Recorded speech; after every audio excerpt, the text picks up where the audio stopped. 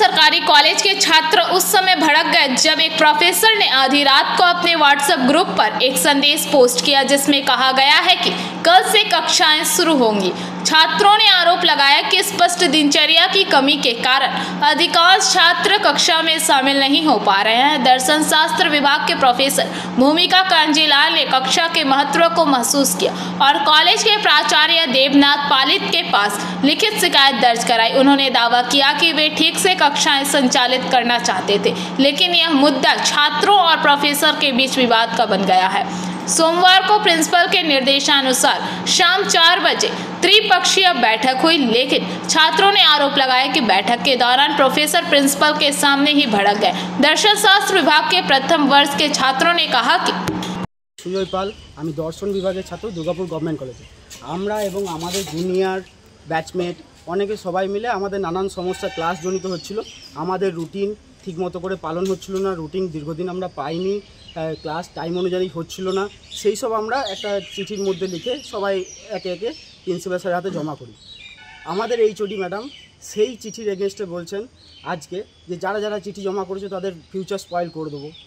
আমাদের একজন ডিপার্টমেন্টের ম্যাম প্রিন্সিপাল রুমে ফিলোসফি ডিপার্টমেন্টের আমরা সবাই ডক্টর ভূমিকা কাঞ্জিলাল আমাদের এইচওডি, উনি আমাদের বলছেন সবার একটু আগে তো ছেলেমেয়েরা কাঁদছিল, প্রিন্সিপাল রুমে বলছে যে তোমাদের ফিউচার স্পয়েল করে দেবে। ওনার এরকম মন্তব্য কিসের জন্য আমরা কমপ্লেন করেছি, সেই জন্য ওনার কথা হচ্ছে তোমরা কেন কমপ্লেন করেছো। উনি যেভাবে খুশি ক্লাস নিতে পারে, যা খুশি করতে পারে, আমরা যদি কমপ্লেন করি তখন উনি আমাদের ফিউচার স্পয়েল করে দেবেন। প্রিন্সিপাল রুমে প্রিন্সিপালের সামনে বলেছেন, আমরা পারলে প্রিন্সিপালকেও জিজ্ঞাসা করতে পারেন, উনি যদি শুনে থাকেন উনিও জানাবেন। আমাদের আরও দাবিটা কী ছিল? আমাদের দাবি আমাদের ক্লাস নেওয়া হোক।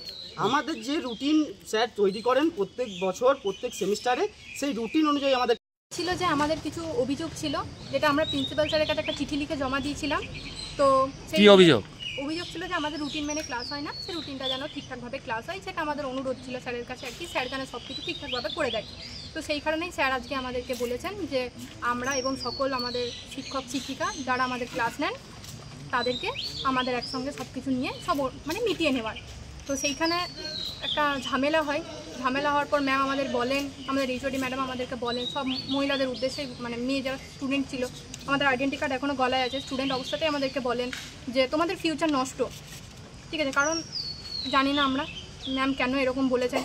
একটা ম্যাম আমাদের অতসী ম্যাম তিনি হঠাৎ উত্তেজিত হয়ে প্রিন্সিপাল স্যারের টেবিল চাপড়ে বলেন, তারও একটা অন্য অভিযোগ আছে, ওনার একটা অন্য অভিযোগ, তা আমরা জানি না এরকম হচ্ছে। আমাদেরকে বলছে টিচারদের সাথে এই ব্যাপারে কথা বলা, সেই প্রিন্সিপাল স্যারকে অবধি হেনস্থা করা হয়েছে, যে কারণে স্যার কিন্তু মিশন হসপিটালে অ্যাডমিট ছিলেন।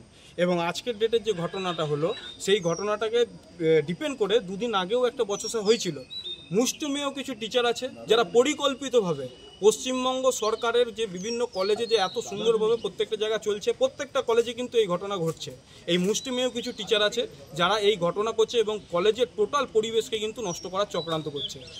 ওনারা জানতে চাইছেন কে বহিরাগত, কে ভেতরকার, প্রিন্সিপাল আর স্টুডেন্টদের মেরুদণ্ড আছে কিনা, এই ধরনের প্রশ্ন উঠছে টিচারদের মহল থেকে।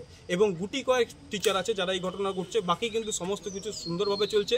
আমাদের গভর্নমেন্ট কলেজ বিভিন্ন দিক থেকে এগিয়ে আছে।